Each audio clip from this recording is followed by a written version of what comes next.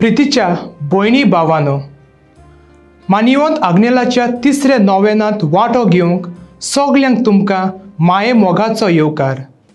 मानिवंत आग्नेल एक बरो गवळी कसो तरणाट्यांचो भावार्थ ओकोण करूंक ओतरेकता हो तिसऱ्या नोवेनाचो विशय। मानिवंत आग्नेलान आपल्या फिरगोजीचो जागो ओत्मीक, समाजीक आनी शिक्षणीक कार्यावळींनी भरून आपली फिरगोज मुखी केंद्र कोता।